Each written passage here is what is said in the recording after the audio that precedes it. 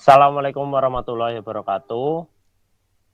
Kami dari kelompok 3 akan mempresentasikan hasil analisis mesin learning. Perkenalkan, nama saya Faiki Faradul Rohim dari absen 7 kelas IK 2B. Saya Sena Ramadhani Salim dari IK 2B presensi 9. Saya Maulana Askar Putra dari kelas IK 2B presensi 13. Sebelum kita memasuki ke materi, yang pertama-tama kita akan menjabarkan dulu apa sih isi materi kita pada presentasi kali ini. Yang pertama yaitu latar belakang dan penjelasan permasalahan. Yang kedua, pertanyaan bisnis. Yang ketiga, penjelasan dataset. Yang keempat, eksplorasi data atau EDA. Yang kelima, data cleansing atau pembersihan data. Yang keenam, yaitu transformasi dan enrichment. Yang ketujuh, analisis dan visualisasi data. Yang kedelapan, hasil analisis. Masuk ke materi yang pertama, yaitu latar belakang dan penjelasan permasalahan. Penyakit ginjal kronis atau chronic kidney disease atau CKD adalah masalah kesehatan global yang serius. Deteksi dini sangat krusial untuk mencegah gagal ginjal total. Bagaimana cara memanfaatkan data historis rekam medis pasien seperti usia, tekanan darah, kadar gula, hemoglobin, dan lain-lain untuk memprediksi apakah seseorang pasien baru menderita CKD atau tidak secara cepat dan akurat menggunakan teknologi pemrosesan data skala besar. Pertanyaan bisnis. Yang pertama, faktor-faktor klinis apa saja yang memiliki korelasi terkuat dengan indikasi penyakit ginjal kronis? Yang kedua, apakah algoritma mesin learning berbasis APACE-Spark mampu memprediksi diagnosis CKD dengan akurasi tinggi, lebih dari 95%? Yang ketiga, manakah algoritma yang memberikan performa terbaik dan paling stabil di antara decision tree, naive Bayes, dan logistic regression untuk kasus ini? Penjelasan dataset. Untuk dataset sendiri kita mengambil dari website Kaggle itu dengan nama chronic_kidney_disease_full.csv untuk nama filenya. Kemudian untuk volume data sendiri terdiri dari 400 record atau baris data pasien. Kemudian ada fitur atau atribut terdapat 25 kolom yang terdiri dari satu kolom target yaitu classification atau cek yang berisi CKD atau not CKD. Kemudian ada 14 kolom numerik yaitu seperti age atau usia, BP tekanan darah, BGR gula darah acak, BU blood urea, SC serum creatinine, hemo atau hemoglobin dan lain-lain. 10 kolom kategorikal seperti RBC sel darah merah, PC pusel, HTN hipertensi, DM diabetes mellitus dan lain-lain. Untuk penjelasan selanjutnya akan dijelaskan oleh Hasna.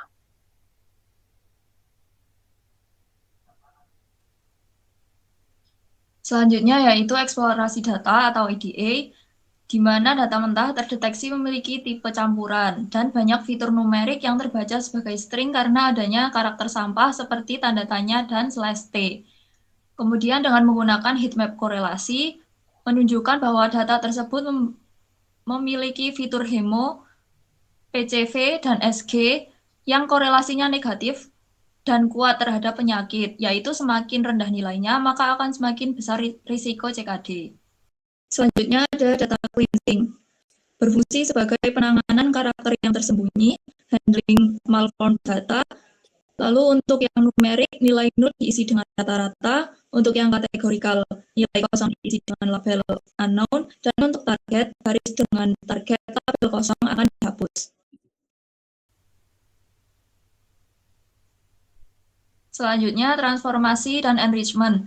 Di sini kami menggunakan 3 jenis, yaitu yang pertama encoding variabel, menggunakan string indexer untuk mengubah kolom kategorikal seperti yes or no, dan kolom target menjadi indeks numerik. Yang kedua, vector assembly, menggunakan vektor assembler untuk menggabungkan seluruh fitur, di mana ada 14 numerik dan 10 kategorikal yang terindeks, sehingga menjadi suatu kolom vektor fitur tunggal. Yang ketiga ada normalisasi atau scaling, menggunakan min-max scalar untuk mengubah skala seluruh fitur ke rentang 0,1. Langkah ini agar algoritma naif Bayes dapat bekerja, dan agar fitur dengan satuan besar tidak mendominasi fitur satuan kecil.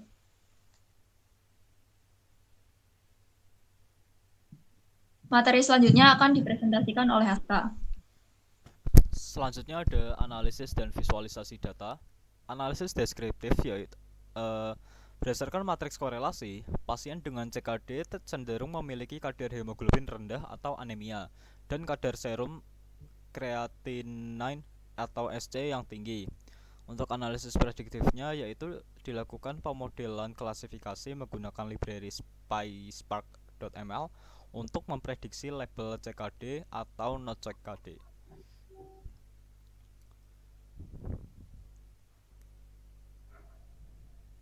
Untuk hasil analisis machine learningnya, kami menggunakan 3 model yaitu decision tree, naive Bayes, dan logistic regression. Untuk pelatihan modelnya, data dibagi menjadi 80% data latih dan 20% data uji. Pelatihan dilakukan menggunakan Spark MLib dengan konfigurasi parameter standar atau baseline. Evaluasi model dilakukan menggunakan metrik akurasi pada data uji atau test set, serta validasi kestabilan menggunakan cross validation 5 volt dan 10 volt. Nah, kali ini saya akan menjelaskan untuk kodenya. Di sini kami menggunakan PySpark-nya pada sel pertama. Lalu di sel kedua ini ada untuk import datasetnya. Di sini ada dataset chronic kidney disease full.cfv. Lalu selanjutnya ada definisi kolom. Jadi di sini ada numerik kolomnya, kategori kolomnya, dan target kolom. Target kolomnya di sini ada klasifikasi yang nanti ada muncul 2 kategori, yaitu penyakit ginjal, yang berpenyakit ginjal dan yang tidak berpenyakit ginjal. Lalu yang kedua yang ketiga ada cleaning untuk menghapus karakternya yang aneh seperti tanda tanya atau /t di sini. Lalu ada casting numerik menggunakan try-cast, dan yang terakhir ada cleaning target untuk menghapus yang /t tadi. Berikut output dari kode tersebut. Nah, di sini ada jumlah data yang hilang per kolom. Di sini ada yang hilang ada di kolom H, BB, SG, AL, dan lain-lain. Lalu mengubah tipe data yang tadi ada karakter aneh seperti yang /t dan semacamnya. Lalu pada sel selanjutnya imputasi seperti yang missing value. Jadi di dalam dataset itu ada missing value kosong gitu. Nanti diisi dengan rata-rata datanya. Selanjutnya ada statistik deskriptif, visualisasi target, dan heatmap korelasi. Berikut statistik deskriptifnya.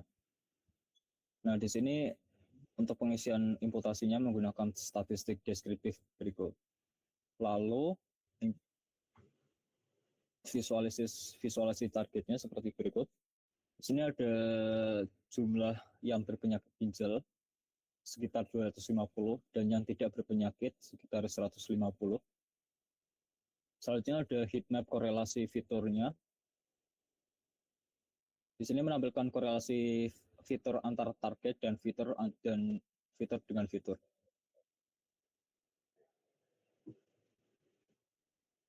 Lalu di sel selanjutnya ada encoding, vector assemble, scaling. Untuk outputnya seperti berikut. Di sel selanjutnya ada split data seperti 80% data latih dan 20% data uji. definisi model. Di sini kami menggunakan 3 model, yaitu decision tree, naive Bayes, dan logistic regression. Nah, di sini nanti akan memunculkan cross validasi 5 volt, 10 volt. Lalu nanti akan memunculkan akurasi yang terbaik. Nah, berikut output dari 3 modelnya. Nah, di sini decision tree akurasi tesnya ada 100%, 5 voltnya ada 95,65%, lalu 10 voltnya ada 96,33%. Untuk model NFBS, akurasi tesnya sebanyak 94,83%, 5 voltnya 94,80%, dan 10 voltnya ada 94,82%. Dan model terakhir, logistic regression, akurasi tesnya sebanyak 98,28%, 5 voltnya 99,05%, dan 10 voltnya sebanyak 98,92%. Lalu model terbaiknya itu logistic regression, yang dimana akurasi 10 volt yang paling stabil 98,92%. Lalu di sini ada tampilan dari confusion matrix yang menampilkan dari model terbaik, yaitu logistic regression. Di sini prediksi model dari logistic regression untuk yang tidak sakit ginjal ada 0, dan yang sakit ginjal sebanyak 23. Lalu di sini untuk kenyataan atau aktualnya, untuk yang berpenyakit ginjal ada 23 dan ini benar. Lalu yang tidak berpenyakit di sini ada 1 orang. Jadi ada yang salah. Di sini logistic regression menebak 1 ini sakit, tapi ternyata ini tidak sakit.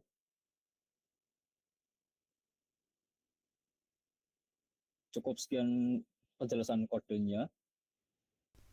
Untuk ringkasan hasil evaluasinya, logistic regression muncul sebagai model terbaik dengan akurasi pengujian tertinggi, yaitu 96-98%, dan skor cross validation 10 volt yang paling stabil yaitu 98%. Decision tree memberikan akurasi yang baik, namun sedikit di bawah logistic regression. Naive Bayes memiliki performa terendah dibandingkan 2 model lainnya, kemungkinan karena asumsi independensi fitur yang terlalu kuat. Confusion matrix pada model terbaik menunjukkan tingkat false negatif yang sangat rendah, yang berarti model sangat aman digunakan untuk screening medis.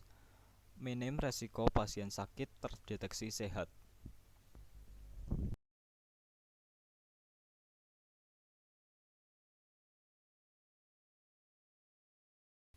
Untuk outputnya yang pertama ada data cleansing.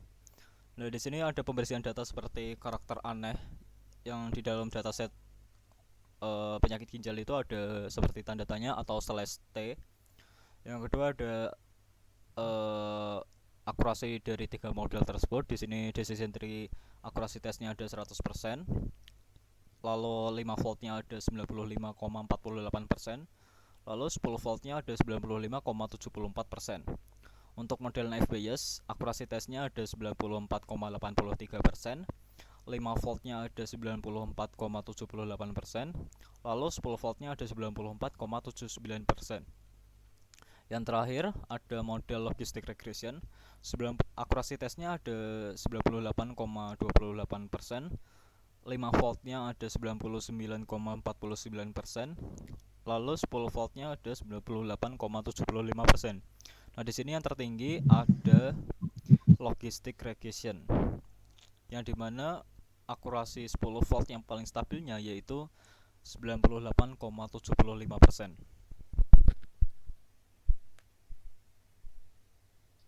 Oke, sekian dari presentasi yang telah kami berikan. Terima kasih. Wassalamualaikum warahmatullahi wabarakatuh.